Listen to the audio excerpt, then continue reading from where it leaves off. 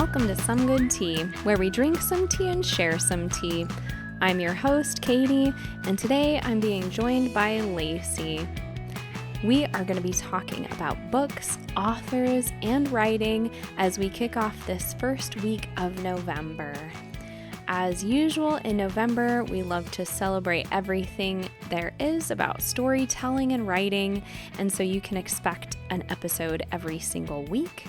We will be featuring authors on our website, somegoodtea.com, and you can find past authors, content creators, and artists on our website there as well. So be sure to go check us out. Thank you so much, and let's jump into the episode. It's good to have you back. It's good to be back. Yeah. I'm just happy to get the tea. Yes. Yes, it's good tea. We've already been enjoying this tea. It's Curiouser and Curiouser by Wyndwood Farms. It's so good, you guys. This is like an apple and peach based tea, and it has the butterfly pea flower in it, and so it will change colors. I have yet to reveal this magical effect to Lacy. We'll probably do that after the podcast because we've been on a tangent for a while before we started recording. Yeah. But it does change colors, so add a little bit of lemonade to yours at home and you can see the magic.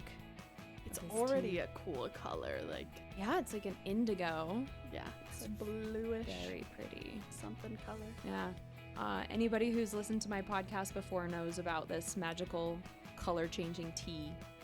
I have yet to. I've always wanted to make this tea and to pour it over like a frosted lemonade because then it would have a gradient color change. Yeah. Yeah. When we do it, you'll see and you'll be like, oh my gosh. So one of these days, I'll get a frosted lemonade and the dream will come true. Someday. Yeah. Today is not that day. It was hot enough that we should have I know. done some lemonade. It's still really good though. But today we're going to be talking about books. Yeah. Yes, because they're great and they're wonderful. And we'll be, when this is released, it's the wonderful month of November. And as listeners to my podcast know, we celebrate Novel Writing November. So we got to talk about books in November. So would you like to roll the dice first, Lacy? Yeah, I can send it rolling down this dice tower. It's a pretty great dice tower. Oh, that was a good first roll of a 2. 2. That is pretty good. We are always told that you shouldn't judge a book by its cover, but what about when it has a truly terrible cover? I totally do. Yeah. Yeah, I judge books by the cover all the time. It's like that's kind of the point of the cover. Yeah, I feel like it gives you a general vibe of Yeah. like what you're getting into. Yeah. And like, unless you're going off of someone's recommendation. Yes. I think that can help you get past a bad cover. Yes. Or help get you past what you thought was like a really great cover, and you'd be like, well, but this book looks so awesome though, and people are like, yeah, but it sucked.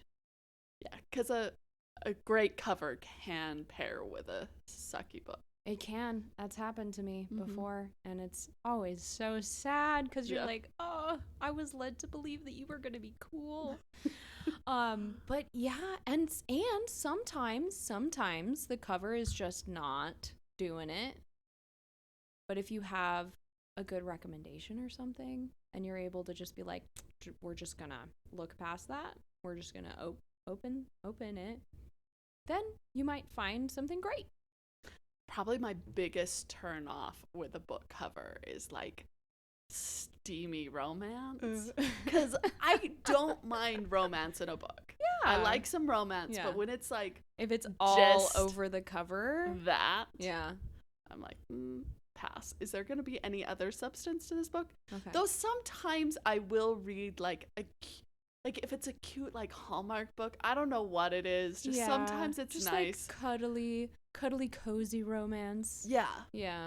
I will read a cuddly, cozy romance every once in a while, but like that steamy romance, if I have a little bit of steam, I gotta have something else to keep me reading. A shower curtain between you and the steam. Maybe, but or like a riveting plot or something. So it's been it's been a trend now for a while, the like romantasy. Yeah. Right? With which I feel like it's like, guys, that's always been around. We just you haven't noticed it? I don't know. Yeah. Have people just not noticed it before? Like, it's always been around. But anyway, but it's like, it's romance, but in a fantasy setting. But again, it's always been around. Like, so I guess then, like, do you prefer that over than your, like, traditional, just your straight up romance novel? Yeah. Yeah. Yeah, like, I like other things going on besides just the guy meets the girl. I looked across the coffee shop. There he was. I have problems with a lot of times like that perfect romance that's played out in a lot of books, but that's a different topic. Yeah, that can be a whole topic by itself, you know, just the cut and dry. And like, you know, it's the whole like, well, it sells. And it's like, yeah, just because it sells doesn't mean it's good. Or accurate. Or accurate. Yeah, and that's the other thing. It's like, give me just a regular old run of the mill girl meets guy, just a regular story. Yeah. Like that those girl meets guy and they could like have dragon riders and that's still cool. Like, yeah, that can still be cool. I guess that's and maybe it's plutonic. And maybe the girl falls for somebody else. Falls for the lowly scribe instead of the like. And his name is Tim. Just he's so he has thick glasses and he's just real average. That would make a really good book cover. Honestly, like, yeah. This like nerdy scribe dude and just in the corner with his candle, like drawing a map or something, and in the background, framed in the doorway, is this like strapping warrior princess dragon lady with her hair in the breeze and just like he's just reading his book. See, I might read that book. I would read the crap out of that book, because I'm picturing this guy is completely oblivious to this incredible woman who is falling head over heels for this average dude. yeah And she goes out every day and slays monsters, and he works at Kmart. Yep. Yeah. Somebody write this, please. That sounds great. That sounds so good. And we just gave you the cover. Yeah, you don't even have to like go through a marketing team or any of that. No, we just freaking gave you the cover. Yeah. Yeah. Make sure he's wearing Coke bottle glasses, like thick. Like you could knock out a child with how heavy they are. The glasses. Yeah. Yeah. His name's Tim. I don't know the name of the warrior princess. I don't know. Esmeralda. That's the first name that That's came to pretty mind. good. Yeah. There you go, guys. There Yeah. you go. You're welcome. If you haven't come up with a plot yet for your NaNoWriMo book, we got your back. Oh my gosh. Well, I'm going to roll the dice next and see what other train wrecks we uncover. That's a 10. Climbing the ladder. Slowly. Very slowly. It's usually how it goes. I feel like the dice has to sit at the top of its tower so it can think about its fate. Yes, it's usually what we do, right? You gotta charge it, you know? You gotta charge it up, you know? Mm-hmm. You don't want it to be on the 1 when it sits up there, because that's bad vibes. Yeah. Question number 10. What genre do you find yourself in most of the time? I feel like for me, it's, like, obviously I'm like a fantasy girl, but I love murder and violence. As long as you're reading about it. Yeah. And like obviously like the true crime podcasts and the true crime shows and the like murder mystery and suspense shows too. But I'll go through like kicks. right? Like a couple months ago, I was going through a murder book kick where I was just like eating them up like crazy. And then before that, I was on my like history book kick before that. And then I'll be on like a fantasy train for a little while. And then you should, like, it goes in cycles, you know what I mean? I do know that. Like, sometimes you get on a certain author. It usually revolves around the author because you've got to finish their series or whatever. It's like, what are they releasing? And are they in the midst of a series? Is it finished yet? Is it not? If it's not finished, I'm like, oh, I'll wait for a few years to read that. Yeah, because sometimes it's not worth it. Yeah. Right? There was this one author that I read the first book in this series, and I was like, dang, this is really good. I really like this new author that I found. Like, where's the second book? And it hadn't been written yet. And I was like, oh no, now I have to wait. And it's supposed to release in January, and I've been waiting for 2 years, and it's just been like, what have I done? Like, usually I'll be like, I like this author and I'm looking forward to you having a whole series out for me, but I'm not going to touch it. You know, it's like your Christmas present. Yeah. You leave it wrapped until it's all ready for you. So, yeah, I don't like to. It's the binge culture that we're in. And obviously it's harder to binge a book than it is like a TV show. I have 2 authors that I really like their work, and I feel like they're almost at like the same caliber of work, but one like just puts out books and like keeps his timelines and is super transparent, and the other one's like, you know, maybe I'll finish this in 10 years. And it's this really good story that has just been sitting for like 10 years, and I want to murder him and make him right. Actually, no, I don't want to murder him because then he wouldn't finish the book. You can't murder him. What you do is you chain him up in a basement with a typewriter, and you're like, all right, you can't leave. Here's your water. Here's your loaf of bread. And if you're a good little boy, we'll give you a gummy vitamin. But you have to write Yeah. Yeah, that's rough. Yeah, it's I swear, it's going on 10 years. That's not an exaggeration. That's really bad. So. That's really, really bad. It's like you don't start something if you're not going to finish it. Especially if you're going to get other people involved. I'll call it out right now. It's the Kingkiller Chronicles. Oh, snap. By, I forgot his name. Wow, it's been so long that she forgot. So long. She forgot who you are. I forgot the author's name. She forgot who you are. I'm not even going to help you. I'm not even going to help you. We're just going to leave it there. You don't even deserve to be named. Look at you. Not even finishing your books. Come on. Step it up. The first one is called Name of the Wind. But it's been so long, and between books, like, I could be getting this wrong. that's the thing though. Like, if you are taking so long between your books that your readers forget who you are, that's a problem. Yeah. That is a problem. That is truly an issue. Excellent story, though. That's all I remember, though, now, was that it was so good. Well, and see, like, that's probably the only reason why you make it as a writer if your writing process is that slow. No hate, but also just a little bit of hate. Because, like, if your writing process is that slow, you had better be freaking amazing. Yeah. You had better be incredible. To keep people around. And for them to come back out of the woodwork to find you, because now they don't remember your name. Patrick Rothfuss. There it is. See, I knew you would. It was coming. Yeah. It was coming. Yeah, I knew who you were talking about immediately. I was like, yeah. But see, like, that's the problem. Yeah. That's the problem. That, like, you start this incredible thing, and then it's just like, and it's gone. Like, I think of, like, if we're talking about the film franchise, you know, if somebody were to start a TV series and then just stop in the middle of it, they'd be like, oh, the show got canceled. Yeah. They're not going to finish it.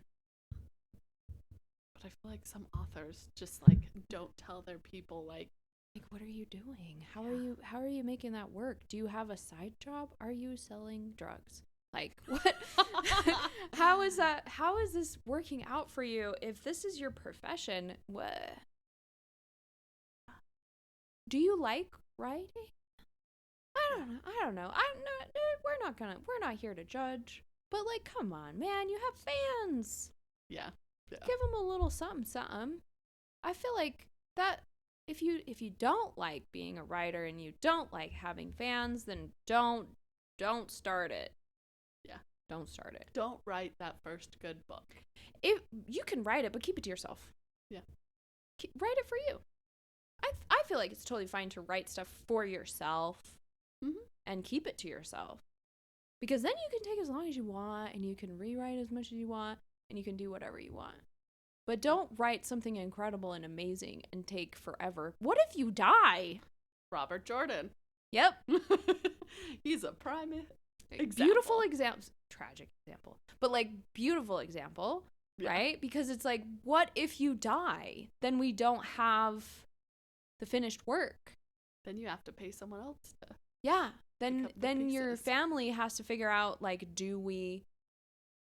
what was the legality of this? Do we finish it? All these random scraps of paper or Post-its or whatever your method is, or, like, how do we unlock their cloud? Can you find grandpa's password so that we can get into his laptop?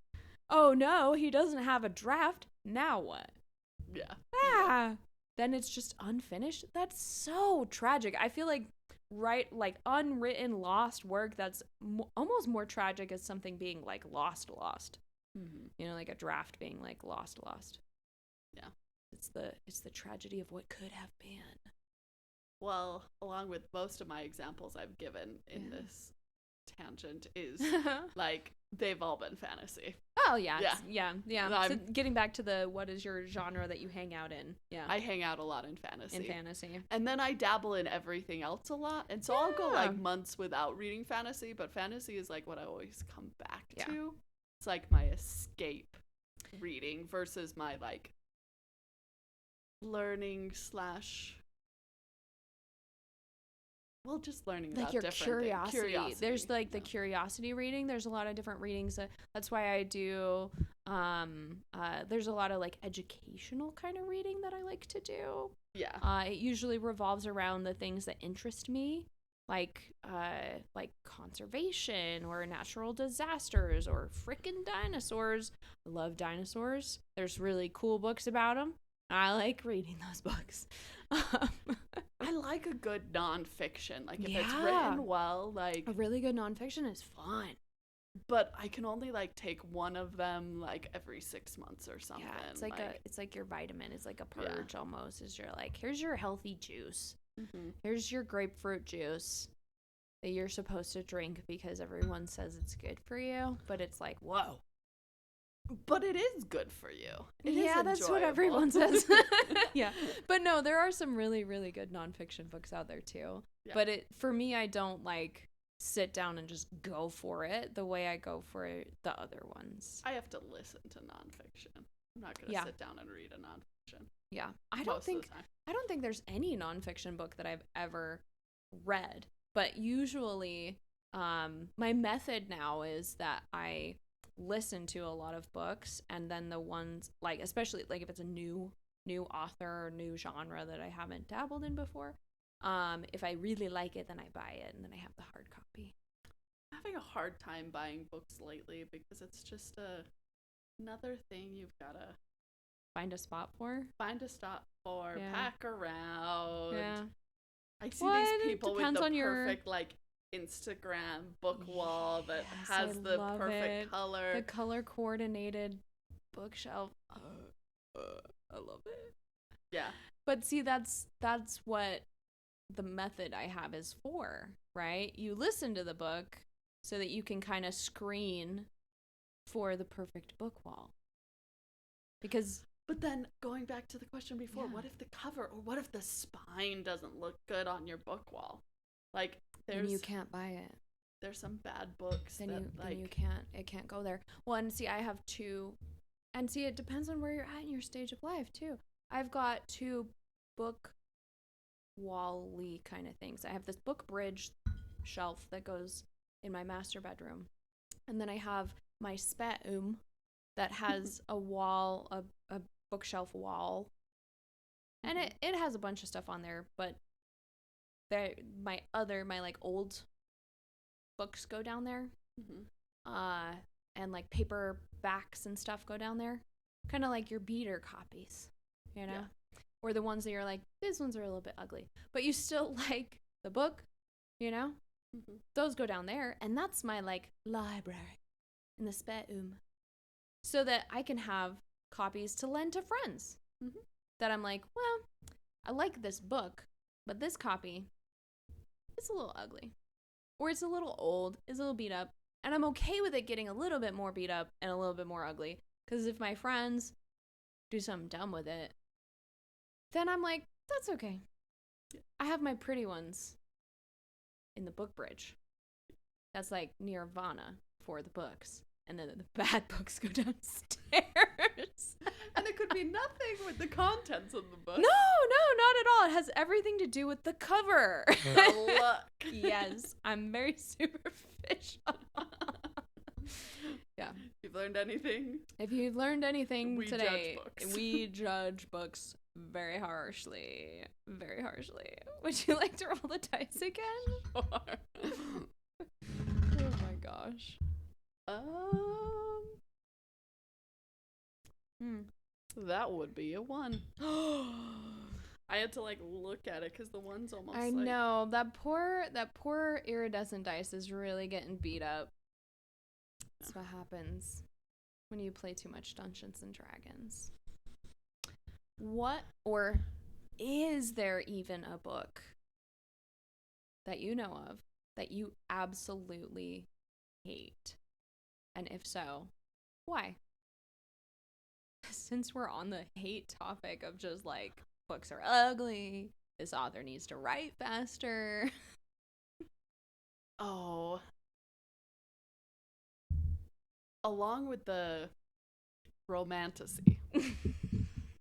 So I'm sure there's a book that I hate more. This is just the one that came to my mind. The one that came to your mind first is the one that you need to talk about. This is a safe space. It's only going to be posted on the internet. So Sarah Maas is one of those like name authors, big name. Right? Yeah. Right, name authors. Big so name.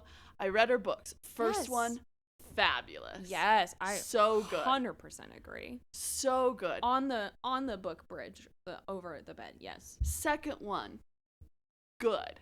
Good. Third one was starting. I was like, See, like it's hard to. I've never done it. It's hard to write a series. Fourth one, hard trash.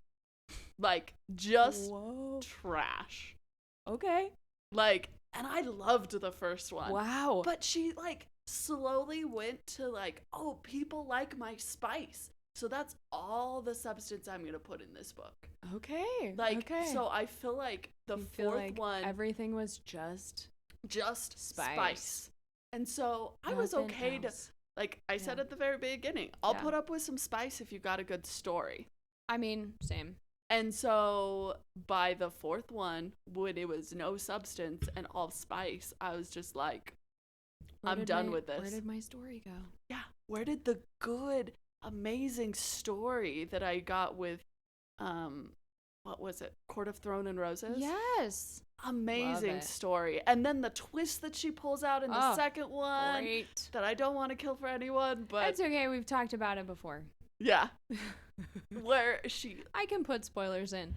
She loves another person and falls in love. Yes. Even after all that happened. So good. I usually don't like. I usually draw a hard line at like. I'm not like. I don't know. I usually draw a hard line with romance for me in general. Like it gets so sappy. I just like yeah. Like it just gets so sappy. I just didn't grow up watching rom-coms. I was such a tomboy. It's not my fault.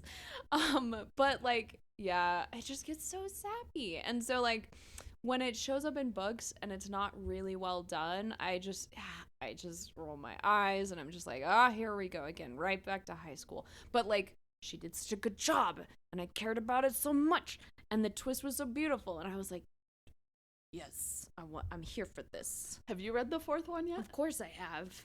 Oh, do you agree? I do. Good. So, because, like, it's such a, like, I read and I watch shows and I consume the medias for the story, for the story, for the substance, and, like, can the spice be part of that? 100%, yeah. I'm here for the tea, right? But, like, when that's all there is, then it's just like, what is this? Yeah. Where did my like, legitimately, where did the plot go? Because the first one had such a captivating plot, and the second one had a captivating plot. The third one was like on a bringing it together. Yeah, it was tying it together, and it made sense that it was like, yeah, we're gonna need a fourth one to, like, finish the bow. Like, it's a little bow, but it's gonna need that. And then it was like, oh, we lost it. Oh, we lost it back there somewhere. I don't know where it was. Yeah. But it was back there. Yeah. And, like, don't get me wrong, writing is hard. Writing is super hard. But, like, my biggest advice for anybody is, like, the hard part isn't knowing where to start. The hard part is knowing where to frickin' end it. Like, you should know the ending of your story. There's so many stories. I feel like it just went, that extra book wasn't needed. Either the extra book wasn't needed, or maybe a fifth book was needed. Like, something. I don't know what you were doing, but like, I think she has announced a fifth book. She has. And it's just like, at this point, it's like, what's gonna be? I don't want to read it. In it? Yeah, like, it's just kind of like, it's just like, okay. Even though I loved the first book, I have no desire for the fifth. It bums me out. Like, it's a little bit of a letdown because it feels like I was reading a different series. Yeah. Right? Yeah. Do you know what I mean? Mm-hmm. You know what I mean? When you're, like, in a series and then you open the next book and you're like, oh, this is a different series. Yeah. And I've had that happen a couple other times in some other series, and it wasn't for the same reason. It was definitely not for the same reason. There were, like, shifts in tone that changed it, or, like, character development that happened that the author was like, ooh, this will be a fun twist. That it was like, that was not a fun twist at all. But, like, yeah, it felt like I picked up a different series accidentally that got, like, stuck in the wrong section in the bookstore. And I was like, oh, I did not intend for that to happen.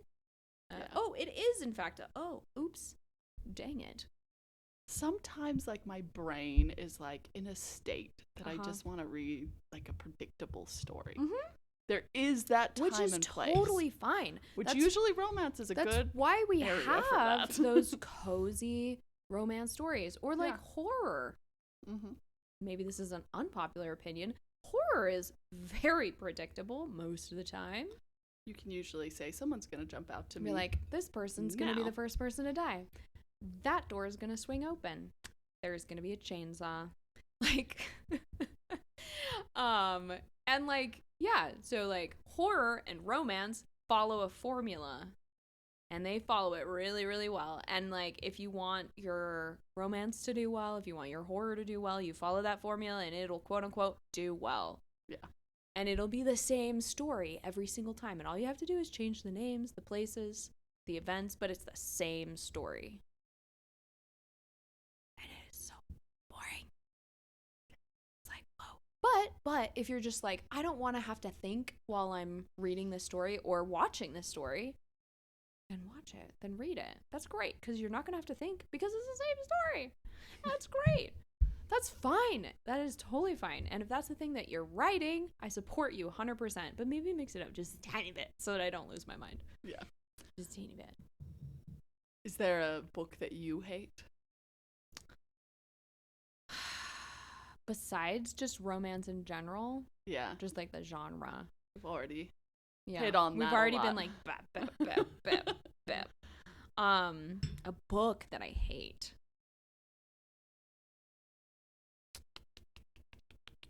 I don't know. Hate is such a strong word, which I guess is why I use it as a number one question. Since we kind of talked about like endings being like, whoa, the last book in the oh my gosh, the Hunger Game series. I love the Hunger Game series. And one of the things that I really, really liked about it was her voice that she wrote in. It's a really, really difficult voice to write, the first person present of where it's actively happening. So it feels super fast and intense, and it like locks your reader in. You like cannot put that book down because Katniss is literally telling you what's happening as she's seeing it happen. So that's like, whoa. And it's really hard to write in that voice. And I loved that. I was like, this is crazy. I liked the first book the best, just as the story. The second book was like, this feels the same. But it was still really good. And the third book, I was like, what is happening? But the issue that I take with it, and probably the reason why I will not read those books again, I feel like everyone should read them at least once because of the voice that she uses and how well she wrote in that voice. It's beautiful. And if you're wanting to figure out how to write that way, read those books. But I won't do it again because it's just kind of like,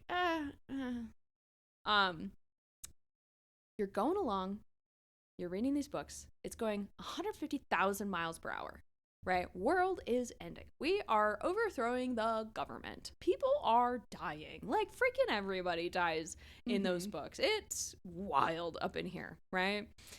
And I didn't love that, first off, because you get attached to the characters, but like that's fine. Let the author kill people. It's a Hunger Games. It's a Hunger Games. That's kind of what we were set up to expect. And there wasn't a games anymore. It was the thing. So, but what I didn't like was that you're going on 1,000,000 miles per hour, and then there's this intense scene where they show up, and there's her sister, and everybody gets blown to pieces, and she's like, oh my gosh, the thing that I said was gonna happen happened. Which is like, yeah, you literally gave them anyway. That was dumb. Candace is a little dumb. But she has this scene, and then you turn the page over, and we fast forwarded like, I don't know, like 5 years, 10 years, 15 years? I don't know. We were going 100 miles per hour. We were overthrowing the government. A bunch of people died. And now we fast forward, and she's like sitting in a lawn chair, sipping her iced tea, watching the kids play. And it's just like, yep, that happened. But I had kids anyway, and oh well. Like, excuse you? Yeah. I feel like a lot of what, like, I liked the third book, but one of the things I did not like was reading it got into the nitty gritty of just like PTSD and like the horror she went through. And I guess at the time reading it, I was more in high school, and so I was still on the like happy stage where I wanted like you were too happy for these books. I wanted things to be happy, so I remember too intellectual. I remember reading that and being like, oh, this is dark. This is this is a little real. I just want my character to be all happy inside and like just be saving the world with a smile on her face. And that's not what the third book is. No. And so I was a little like, well, how dare she let me down and be so realistic? I actually love how like how real, quote unquote, that was.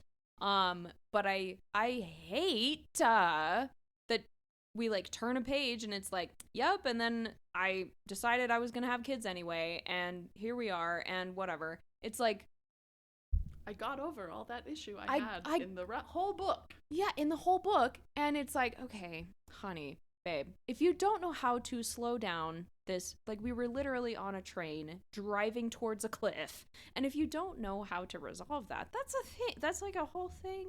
You don't have to write the ending. You don't have to write the ending. You can do a whatever. There's so many creative ways we could figure out how to stop the train that's driving towards the cliff. She does that same type of ending. Have you read the new one?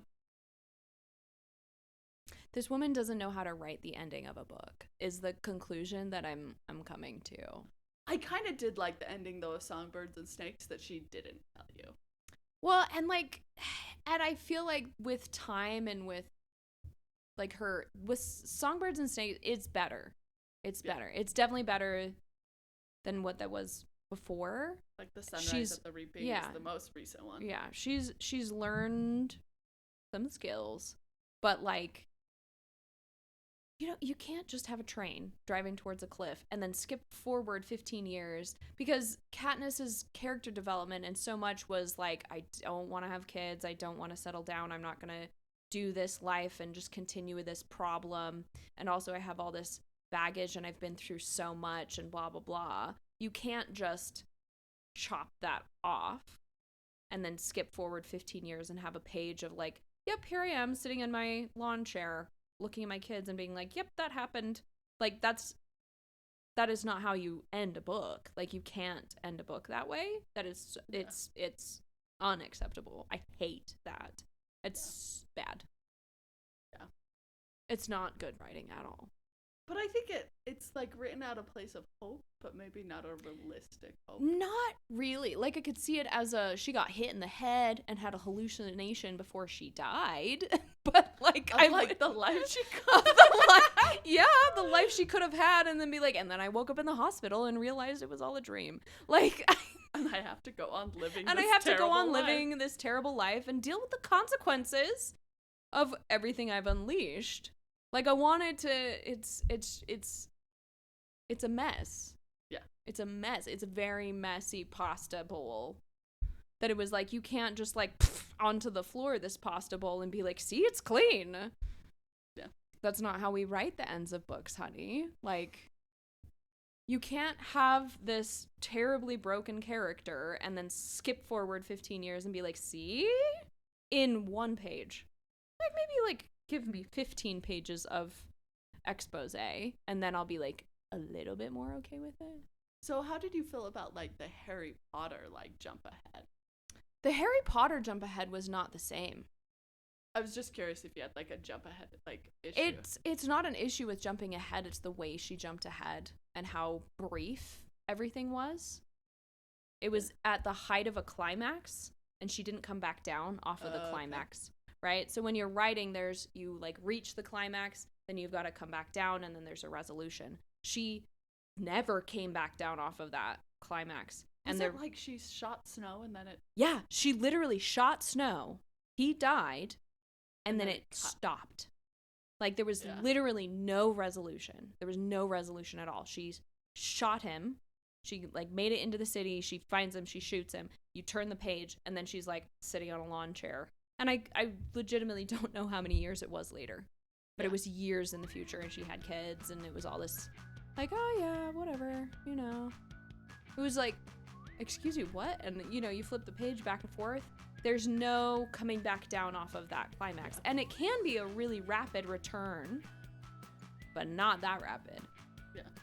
Like, Honey needed to needed to watch a TED Talk on how to end a book. She just needed at least 5 more pages. Or even 2. I would have taken 2. Yeah. I have strong feelings about that. For how well she was doing, it was disappointing. A poor ending. It was very poorly done. If I was her editor, I'd be like, let's rewrite this just a smidge, just a little teeny bit. Like, I see what you're trying to do here, but you need to just get a little bit more in there, because I see what you're trying to do. You need a little bit more. Yeah. That's how I feel about that. We both have some opinions. We both have popular opinions. books. Some very popular books. I mean, were we expecting anything less when you were like, let's talk about books? Yeah. I can read some unpopular books.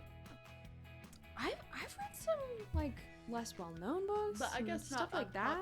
I guess unpopular is the wrong term. It's more not well-known books. Not well-known. I just, despite the tone of this podcast, I do like reading books. Agreed. Yeah. Agreed. There's wonderful books out there, and you should read them. They're wonderful. Books are way good. But I think this is all we have time to talk about today. Probably. Yeah. Our little 3 questions. Yeah. But that's great. They were good questions. They were.